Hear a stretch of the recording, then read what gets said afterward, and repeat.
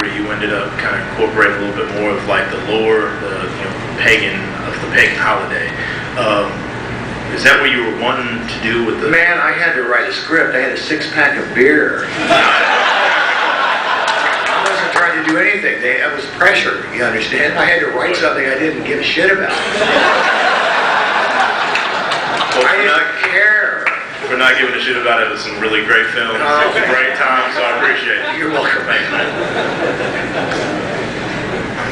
Sir, I was wondering, is there ever, I guess, a pitch battle with the studio that stands out in your mind for an edit or for a movie that you wanted to make that you weren't given the opportunity to at the last No, not about a movie I wanted to make, but I've had pitch battles with studios before. They weren't fun. They always win, though. They're the authority figures. They always win. They have the money. They always win. Hello, Mr. Carpenter. How are you? I'm fabulous. Yourself? I'm doing great. I just did two silly. Well, one's a silly question. Have you ever seen the episode of South Park where they did a shot-for-shot remake of the fight scene from They Live? I've heard about it. Haven't seen it. It is amazing. It's between two. It's a cripple fight between. They copied the fight scene from They Live, and it goes on for almost a full 10 minutes. Right. You got to check it. It's hilarious. And the second thing was, are you happy that Halloween 3 has gotten something of a resurgence in the last few years and is finally getting some respect that it deserved a long time ago? Yeah, I think that's neat. That movie was unduly trashed when it came out, and it was directed by a friend of mine, and it was a neat little film. Yeah, I thought it was too. Yeah. Thank you very much. You are welcome.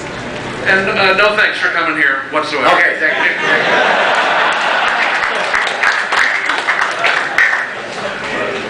Hi. Hi. I had kind of a question.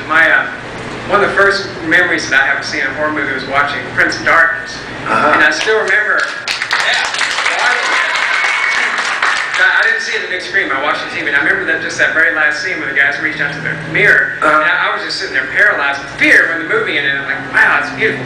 But I have a question, it's kind of silly, but the whole idea about having this big jar that's full of the green sort of, ancient stuff. Who came up with that? I mean, where did that come from? Because even when I watched it, I'm like, wow, it's kind of random. Who came up Kind of with random? it? Yeah, I mean, I never heard that before. Well, I came up with it. And it was in a random kind of movie. thank you. You were welcome. Hi, John.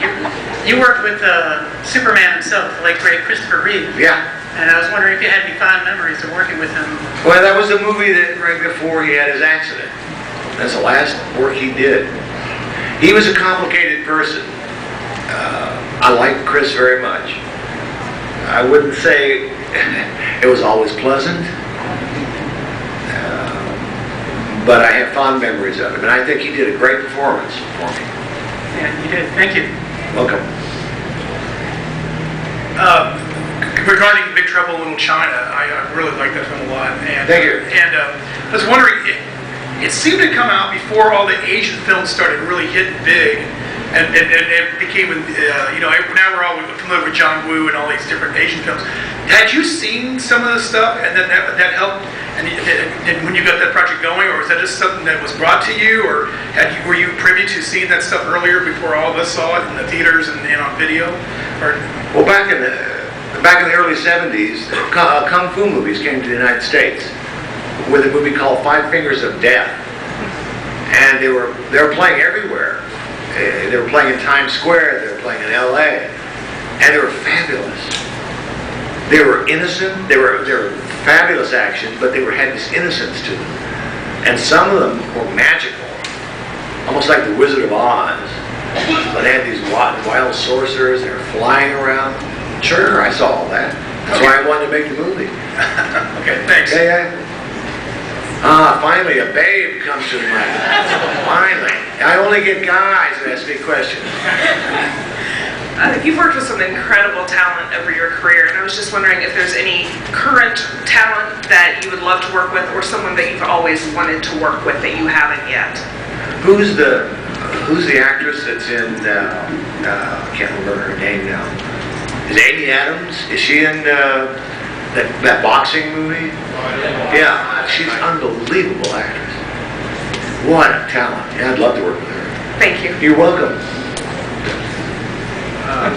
Hi, John. Hey. I hope this isn't a taboo question to ask a director, but are there any particular films you ever had the chance to direct that you passed on and then later saw and wish you had in fact directed them? No, not a one. Not a one. That's a terrible answer, isn't it? I'm really sorry. I'm glad you stole my question. If you're a fan of The Thing or Escape from New York like me, you couldn't imagine anybody else playing Snake or R.J. McCready. I was just wondering, was he the guy you imagined to play those roles? Did you offer it to anybody else, or exactly how that worked? Offered it to Kurt, Escape from New York first. I had a couple other guys in mind for The Thing, but ended up with Kurt. I won't tell you who. That's okay with me. All right. Did you have a favorite TV movie that you ever worked on? I love Elvis. Elvis. And do you have a favorite movie from Nick Castle or Tommy Lee Wallace? or Every any of your movie they've friends? ever done is my favorite. Okay. Thank you.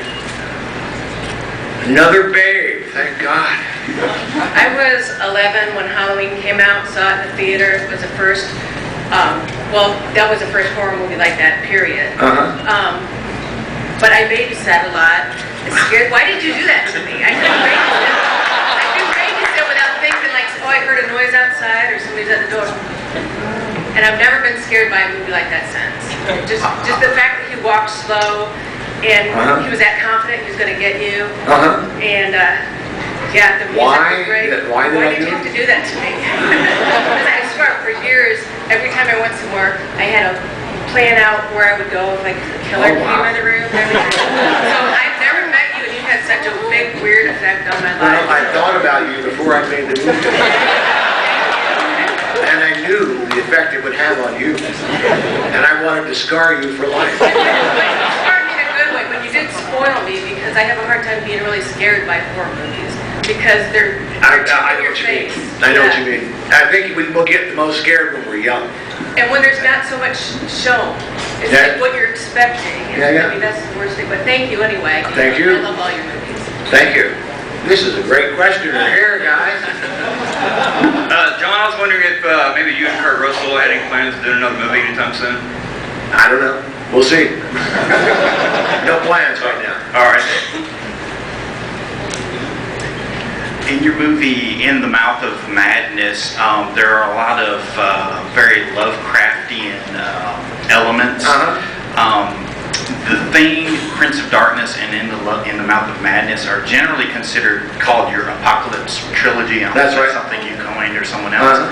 But in The Thing, the monster itself has a lot of characteristics of Shoggoth from Lovecraft's stories. I hadn't thought of that. Did you? Well, that kind of answered my question. Did you intentionally set out to put Lovecraftian elements in The Thing and say, hey, I'm going to make a trilogy based on these Lovecraft or influenced by these Lovecraft? No, the trilogy idea just is about, these movies are essentially about the end of the world in one way or the other. Each one of them is about the end of things. They're apocalyptic. I might add, I'm not sure if I would, I might add Cigarette Birds as sort of a semi-apocalyptic tale. Not so much Lovecraft. Lovecraft was all in The Mouth of Madness. I'm a big Lovecraft fan. But the others, I never thought of that. I agree on Cigarette Burns. It had a very Lovecraftian feel to it. It's fantastic for me. I hope you revisit that subject over again. Thank you. Thank you. Everybody getting really hot so they can't stand this anymore? Let's have another couple questions and let's get out of here. What do you say? I wanted to know what you would say your favorite films, 2 or 3 favorite films from the last couple of years are, and what are your 2 or 3 worst films you hated?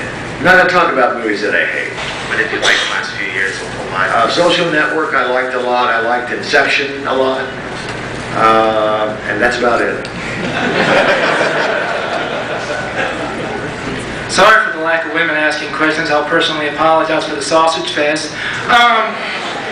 But anyway, this is kind of an oddball question.